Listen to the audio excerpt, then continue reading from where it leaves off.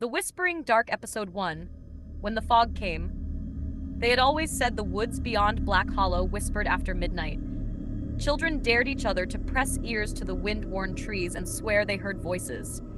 Elders, with their foggy eyes and crinkled hands, warned the younger folk not to linger by the tree line after sundown. They spoke of the fog that crept in silence, of people who vanished into it and were never spoken of again. And yet, in time, stories turned to myths.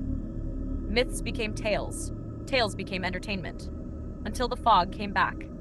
It was a quiet re-entry, subtle like the breath of something ancient.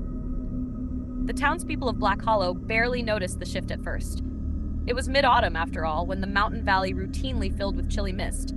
But this fog lingered too long. It crept beneath doors. It whispered along windowsills. It curled itself around mailboxes and playground swings and lapped at the foundations of homes like water. Most unsettling, however, was how sound changed when the fog rolled in. It didn't mute or drown things. Instead, it sharpened them. Each creak, each rustle, each soft pat of distant footfalls echoed as if they stood just behind you. Marla and her son Eli had moved back to Black Hollow only a month before. Her father had passed away, leaving behind the family farmhouse on the northern edge, brushing against the forbidden woods. It was not her plan to return. Her childhood here had been strange and difficult, filled with long silences and lingering looks, the kind you never quite unpack. But with her divorce finalized and the money tight, the farmhouse had seemed like a temporary grace. The townspeople welcomed her, if with the same wariness she remembered. Her return stirred old gossip, dredging up memories of her mother's disappearance, an event that had never left her. Not really. Marla's mother had gone walking into the woods one foggy morning and never come back. They'd found her shoes by the fence line, her scarf tangled in the barbed wire, and then, nothing. She was 8 years old then. Now she was 36, and her son had begun asking the same questions she once had. Why don't we go past the trees? Why does everyone look away when the wind howls? Why don't the dogs bark when it's foggy? Marla never answered. Not directly. The first true sign of trouble came in the form of a phone call. Sheriff Danvers, a man with leathery skin and a quiet drawl, called her at dusk.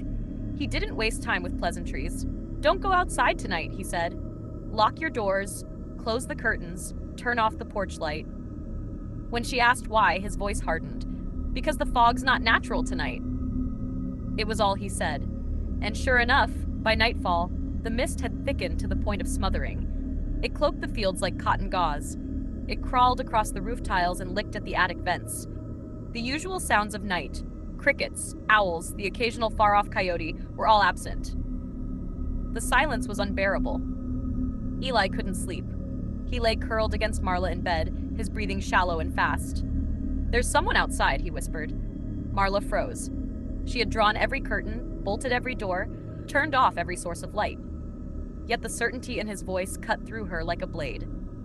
She rose slowly, telling him to stay put. She moved through the house barefoot, afraid even of the creak of her own floorboards. Every window showed nothing but milky gray. And then a shadow moved. It didn't pass in front of the window, but within the fog itself. A denser blot, tall and angular, just beyond the porch steps. Marla's breath caught in her throat. The thing didn't knock. It didn't move closer. It simply stood. She counted her heartbeats, then it turned. Not toward the window, toward the woods. And it walked away. The next morning, the fog was gone. Completely. The sun came out bright and unfiltered. Birds returned. Dogs barked again. Sheriff Danvers came by before lunch. He looked tired, hollow-eyed. He carried a notebook and wore his badge like a burden. "You saw it," he said, not asked. Marla nodded. He didn't take notes. He simply looked at her. It started again. That afternoon, the local paper published a small obituary. Jacob Miller, age 72, had gone missing from his home on the southern edge of town. His door was wide open, his boots still by the hearth. Only his footprints led into the field. None came back. Marla tried to shake it off, tried to convince herself it was coincidence, an old man, disoriented, a restless fog. But then came the dreams. It started with whispers. Muffled words in languages she didn't know. Then came the images, endless trees, all reaching down instead of up. A dark figure watching from the edge, its face a swirling mass of smoke. Eli began sleepwalking. Twice she found him standing at the back door, hand on the latch, eyes vacant. The third time he spoke in his sleep. She's waiting. Marla didn't ask who, but she began digging through her father's attic the next day. In the corner of an old trunk, under stacks of brittle newspaper, she found a journal. The cover was cracked leather, the pages yellowed. Her father's handwriting, neat and careful, filled every page. It was not a diary, it was a record. Names, dates, events. Foggy nights, missing persons, descriptions of shadows, and drawings. Horrible drawings. Things half human, half smoke, shapes with too many limbs, hollow-eyed children with mouths sewn shut.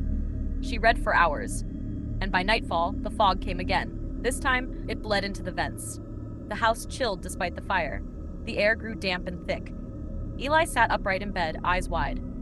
"She's closer now," he said. "She said we're hers." Marla packed a bag. She filled it with matches, flashlights, knives, the journal. She didn't know what else to bring, because somehow, in her bones, she knew this was not going to be a passing horror. This wasn't just the return of old legends. This was something waking up. Something long forgotten by the world, but not by Black Hollow. And the worst part? In her father's journal, the last entry was dated 28 years ago, the day her mother disappeared.